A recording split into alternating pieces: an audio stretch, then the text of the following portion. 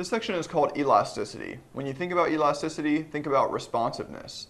First, let's talk about the elasticity of demand. So the definition of the elasticity of demand is the absolute value of the percentage change in quantity demanded over the percentage change in price. We can break that up further. The percentage change in quantity demanded is the change in quantity demanded divided by the midpoint quantity.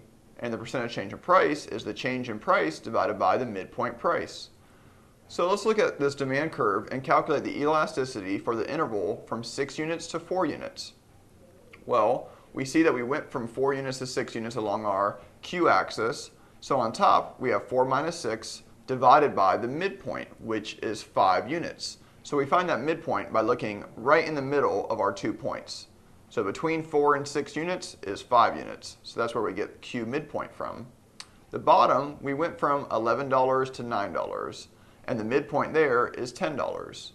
So we plug in all our components, remembering this is the absolute value, and we see that the elasticity is 2 in this case. So make sure you know how to solve that.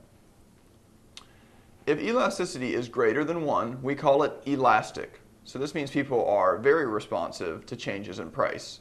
If elasticity is less than 1, we call this inelastic. So they're not so sensitive to changes in price. And if elasticity is equal to 1, we call it unit elastic. Moving down along a downward sloping demand curve, the elasticity falls in value.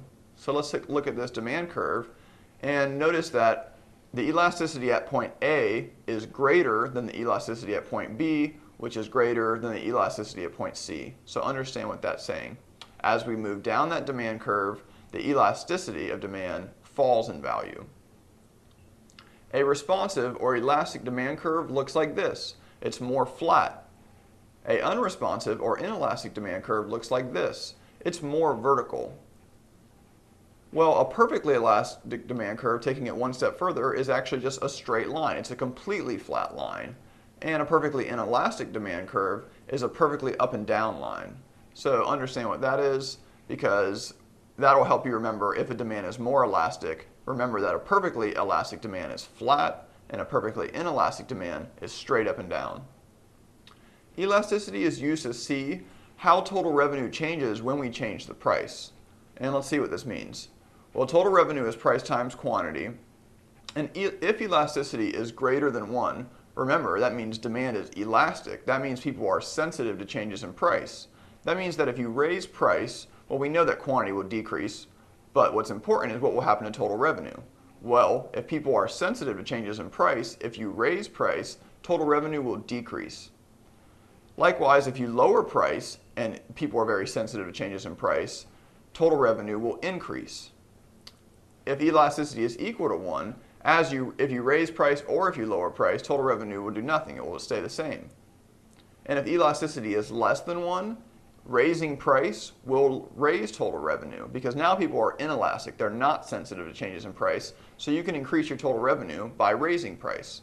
And if you decrease price, your total revenue will decrease. Suppose that the elasticity was 0.2 and there's a 5% decrease in quantity. What is the percentage change in price? Well, we know that elasticity is equal to the percentage change in quantity over the percentage change in price. So we can rearrange this and multiply each side by the percentage change in price to get it out of the denominator on the right side. Now we can divide everything through by E, so we can solve just for the percentage change in price is equal to the percentage change in quantity over the elasticity.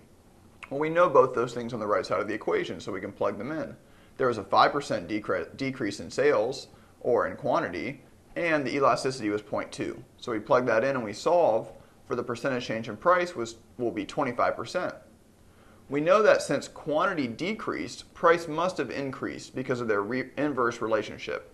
So that 25% for the percentage change in price must be a positive number because price, as it increases, quantity decreases. And it told us that there was a 5% decrease in quantity. So we know that price must have increased to cause that. Let's look at the supply side of things now. Well, the elasticity of supply is very similar to the elasticity of demand in definition, except for now it's the quantity supplied instead of quantity demanded. This equation is very similar, like we said, to the elasticity of demand, so if you remember one, you can remember both. The elasticity of supply of a good depends on two things: resource substitution possibilities and the time frame for the supply decision. A perfectly elastic supply curve looks just like a perfectly elastic demand curve, a straight horizontal line.